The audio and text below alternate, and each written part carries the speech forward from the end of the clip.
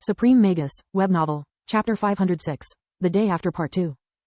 I'm so sorry you had to go through that, Camila stuttered between hiccups. Through that what? Lith's mind was still numb, her words made no sense to him. You know my personal file by heart. I've killed people, beasts, monsters, and even younglings in the past. I've faced much stronger opponents and seen worse bloodshed. What happened during this mission is far from being a novelty. I can't understand why you are making a big deal of it, even though I must admit that this time everything felt wrong. Lith was the first one being baffled by his own reaction. Of course it did, she could tell from his expression that Lith was struggling to put his thoughts into words.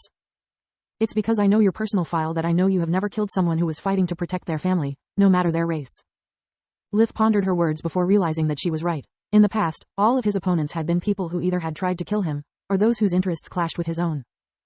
Let's be honest, even if those wargs were actually capable of overcoming their violent urges, they had to be put down. What made them human also made them dangerous beyond reason, Camila said as Lith nodded for her to continue. They were an abomination's breeding ground, and even if they weren't, they couldn't coexist with us. With their spawn rate, the amount of food they need grows exponentially.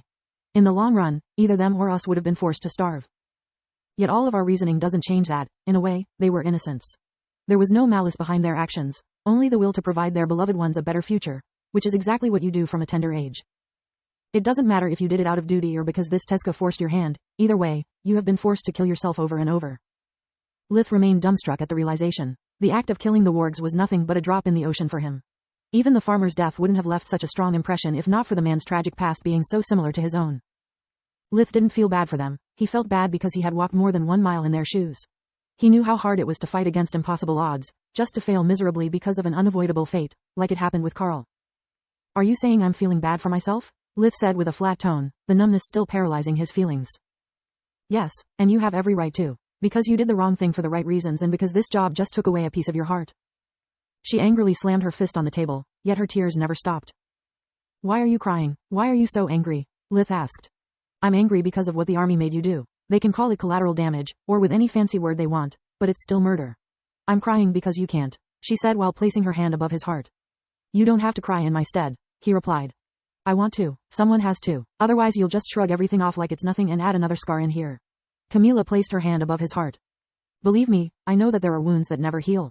They can get better, but the pain is always there. She remembered the pain of living her early life feeling nothing but a tool in her parents' hands. How difficult it had been to leave everything behind, even her beloved sister Zinnia, to have at least a chance at happiness. After Camila joined the army, her father had disowned her, breaking her heart. He later revoked it when she became a lieutenant, but he only did it with the aim of exploiting her authority. She had hoped that time and distance would help her parents to understand how much they loved her. It worked. Unfortunately, their love amounted to nothing. The realization hurt her deeply, but at the same time, it set her free. At that point, it was Camila's turn to disown her family and change her last name. Family had become a 4-letter word for her, and it was one of the reasons why she had yet to marry. I know how hard it must be even talking about this.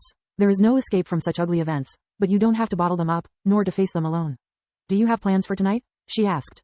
Lith shook his head. He was way ahead of schedule for his rounds. Unless an emergency happened, he had at least 2 free weeks. Then it's a date. I'd love to leave early, but my supervisor would skin me. We are currently understaffed, she said while wiping off her tears.